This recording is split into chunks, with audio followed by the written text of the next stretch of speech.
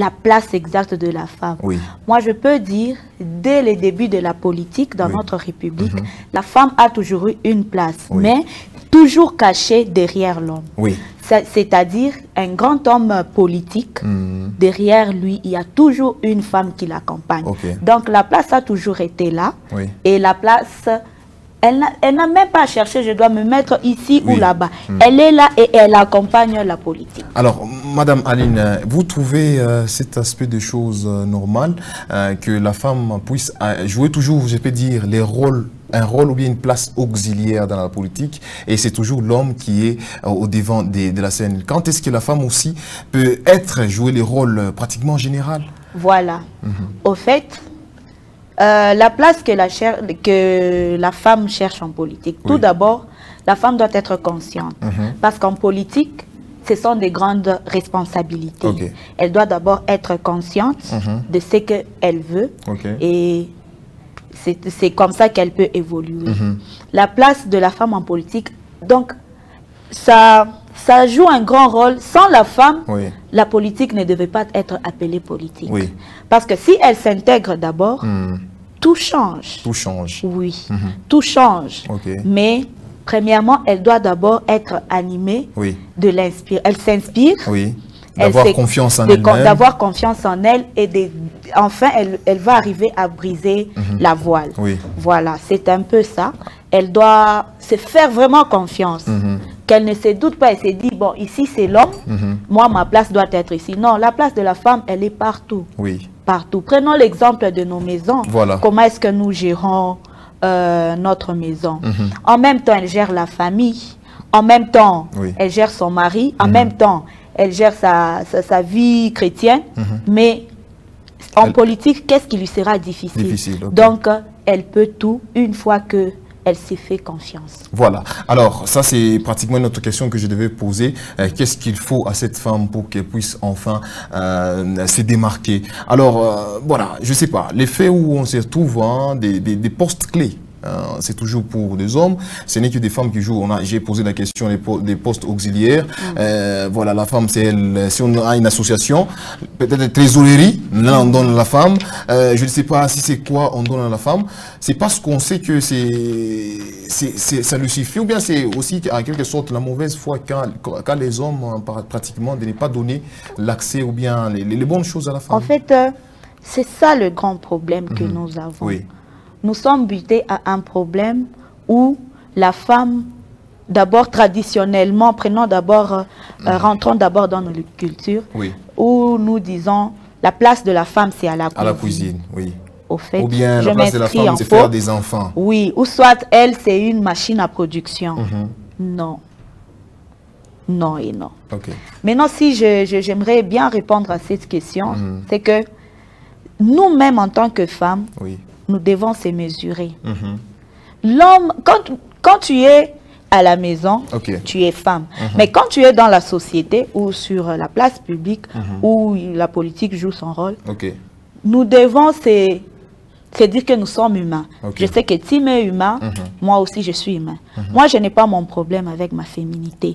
Mais une fois que je suis en face d'un homme, je me dis, il est humain, moi aussi je suis humain. Donc, ce que lui peut faire, moi aussi je dois faire. Il suffit tout simplement de déchirer la voile.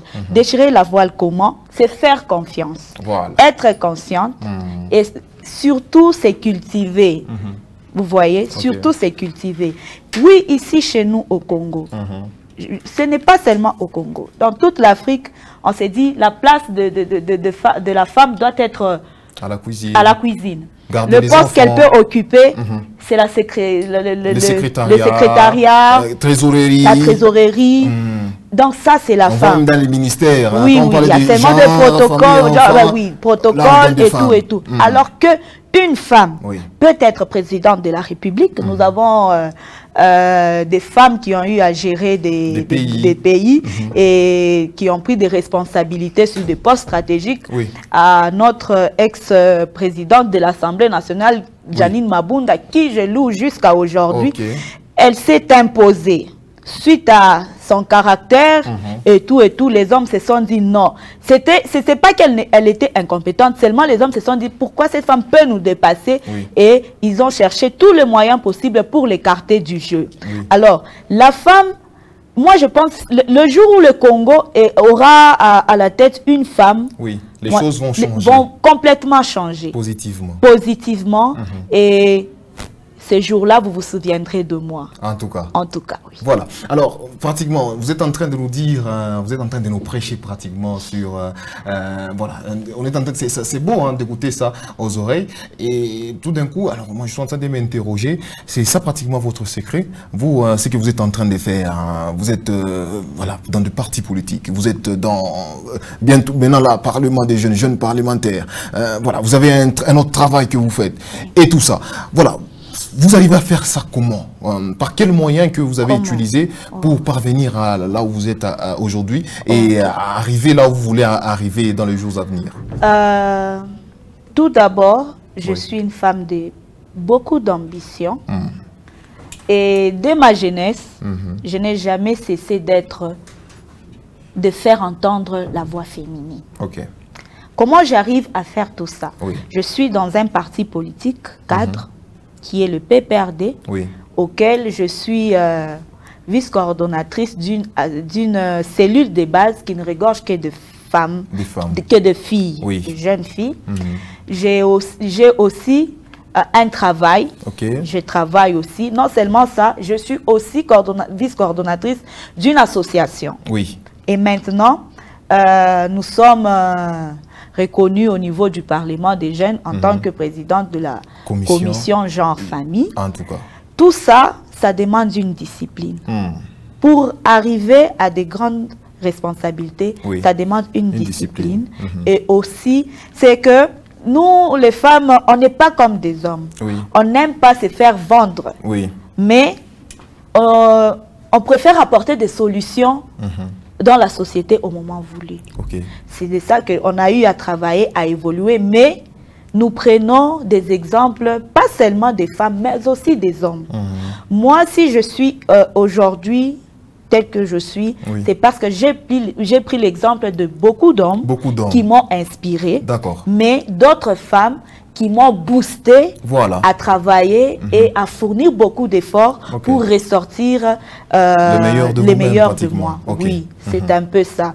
Mais tout demande d'abord la discipline. Voilà. Alors, honorable Kiwele,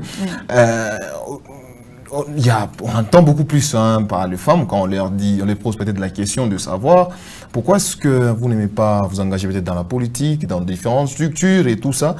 Les femmes disent, bon, permettez que je vous le dise en swahili, qui a tout un dagoule à tout fouata. Oh, ça, c'est la peur. J'appelle ça la peur d'affronter. Ben, je suis belle.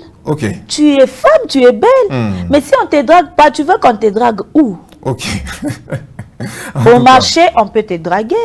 En allant au marché, on peut te draguer. En quittant l'église, on peut te draguer, chère dame. Même au champ, tu peux te faire draguer. Ce n'est pas si tu entres dans le lieu politique que tu vas te faire draguer. C'est de la manière dont je perçois les choses et que d'autres femmes perçoivent les choses. Peut-être c'est différent. Je suis entrée dans la politique pour changer les choses de mon pays. Parce que je me suis dit, je dois apporter un plus à mon pays. Où est-ce que je peux entrer? C'est dans la politique où se prennent de grandes décisions. En tout cas. Alors, je dois aussi être un jour à la table des décideurs. Mais si je me dis, mais ça ne va pas. Il faut briser la peur d'abord. Parce qu'on peut se faire draguer partout. Partout, ce n'est pas seulement dans la politique. Même dans ça, il faut avoir... C'est pourquoi j'ai parlé de la discipline. Oui. Mais si tu te dis, toi, tu entres là-bas, tu te dis, bon, on va me draguer. Oui, on va te draguer. Mais qu'est-ce que tu dégages en toi? Même des hommes politiques ne draguent pas pour draguer. Il faut savoir ce que... Ils se demandent, mais qu'est-ce qu'elle dégage? Parce que c'est la politique... Moi, j'appelle ça la politique des canapés. Ici, chez nous, au Congo, pas seulement au Congo, je parle en général. La politique des canapés. La politique des canapés. Donc, pour arriver à un tel poste, on doit jouer à la politique des canapés. Mais ça ne va pas. À part le canapé, il y a autre chose que je peux vous dégager. Il y a autre chose que je peux apporter à mon pays. C'est ça. Une fois qu'on s'est dit, bon, si je dis non à ça, je ne peux pas confondre la politique et d'autres choses. Si on est dans la politique, c'est pour apporter quelque chose à notre pays. Voilà, donc cette peur-là que les autres disent non, je ne vais pas aller parce qu'il y a tout ça, c'est juste un prétexte peut-être. C'est un prétexte. Une fausse raison. Question d'échapper. De ne pas affronter la réalité. Et après tout, ce sont ces mêmes personnes qui disent Angaria, dirigeant Baritwekea, ils ne font rien et tout et tout. Mais si tu dis que Tumike Muzuri, rends-toi utile. Cherche une pierre et pose-la à la place qu'il faut. Et tu vas voir que tu as fait un bien à ton pays. C'est un peu ça. Ça, c'est une excuse bidon, oui, qui n'a même pas lieu d'en parler. Mais moi, tout ce que j'aimerais prêcher à la jeune fille, à la jeune femme, c'est de se réveiller, de regarder d'abord comment est-ce que ça se passe dans les pays. Et la femme doit se demander, qu'est-ce que je peux faire pour apporter. La femme, vous voyez avec les hommes adorent le pouvoir. Ils adorent le pouvoir. Nous, on n'adore pas le pouvoir. Vous parce que nous avons le pouvoir. L'homme est derrière le pouvoir, il est derrière le pouvoir, mais la femme a déjà le pouvoir en elle. Alors nous, c'est pas question de faire un bras de fer avec un homme ou non, non. Nous, quand nous prenons les choses en main, vous les faites bien. On les fait bien, avec amour. Oui. En tout cas. Mais avec l'homme, c'est l'égoïsme d'abord qui le caractérise. Il ne voit d'abord que lui. Mais la femme, ce n'est pas le cas. Voilà, la femme voit l'intérêt général. Ce sont là les paroles, je pense, les dernières paroles pratiquement de notre petit entretien où nous sommes en train de parler de la place de la femme dans le monde politique. Voilà, alors, honorable Aline, on n'a pas fini, pratiquement, on vient de finir avec notre petit entretien concernant notre sujet du jour. Mais avant qu'on puisse bien clôturer, j'aimerais qu'on puisse passer dans une petite rubrique là qu'on appelle scanner. Oui, voilà. Vous allez dire un mot de la fin, sûrement, à travers le sujet, ça sera vers la fin. Mais pour le moment, j'aimerais qu'on puisse passer. C'est un petit jeu, en fait. Donc, cette rubrique, ça s'appelle Scanner. Là, on va vous balancer juste quelques images des personnes que vous connaissez sûrement bien. Voilà. Et vous allez nous dire d'abord comment est-ce que vous nous allez nous dire d'abord leur nom. Par exemple, si vous voyez, c'est Jacqueline Nizoula, ma camérawoman qui est là-bas. Vous dites non, c'est Jacqueline Nizoula. Et voilà, vous dites comment est-ce que vous la connaissez, voilà, ce que vous aimez, et ce que peut-être que vous n'aimez pas chez la personne, et tout ça, tout en étant vraiment honnête. Vous êtes prête? Je suis prête. Voilà. Allons-y. Voilà, vous pouvez regarder déjà cette image. Voilà, on peut nous balancer déjà cette première image. Voilà. C'est Eunice. Oui, c'est Eunice. Quelle Eunice? Mangasa. Eunice Mangasa. Oui. Je la connais. Je la connais sur... la première fois qu'on s'est rencontré avec cette jeune dame, c'est sur l'espace politique. On partage ensemble la même vision, l'idéologie, et voilà. Avec le même idéologie aussi. C'est une jeune femme très brave. Avant, je ne savais pas qu'elle était aussi journaliste. Je ne savais pas grand chose sur elle, mais c'est une jeune femme très brave, courageuse et très belle. Très belle. Oui, je la sens aussi qu'elle vient avec une force terrible dans la politique. En tout cas.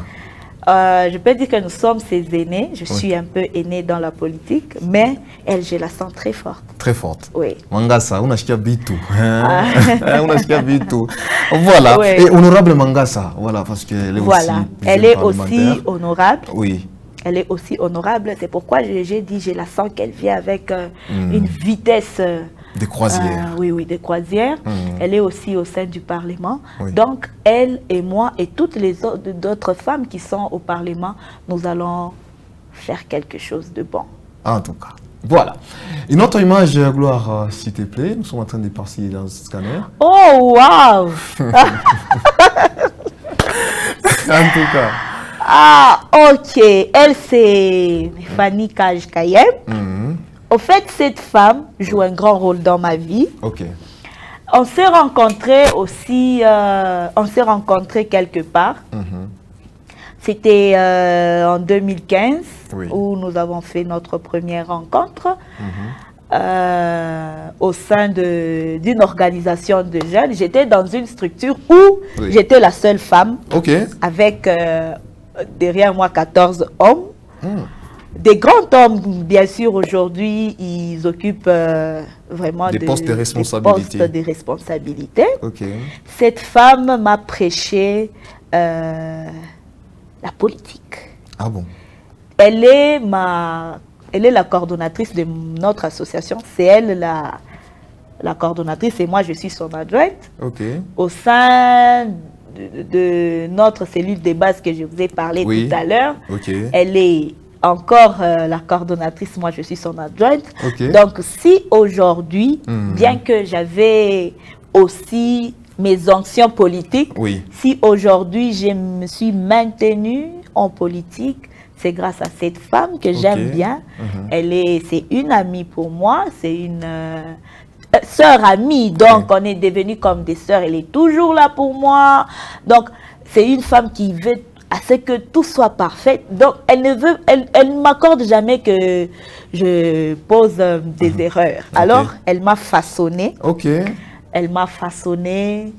Si je vous dis aujourd'hui ma politique, je ne l'ai pas tirée chez un homme. Ce n'est pas l'homme qui m'a poussé dans la politique, c'est une femme. Vous comprenez pourquoi est-ce que je défends le sphère là de la femme dans la politique. Donc grâce à cette femme, vous avez honorable Aline qui est devant vous. Et j'ai pris vraiment que Dieu la bénisse. C'est que une femme des ambitions comme elle, je vous dis, chaque jour, j'apprenais.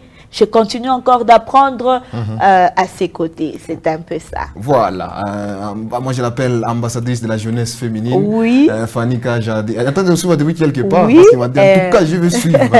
Oui, aujourd'hui, bon, elle est maintenant la vice-présidente de la Ligue des femmes. Ce n'est pas moindre au sein du PPRD. En tout cas. Oui.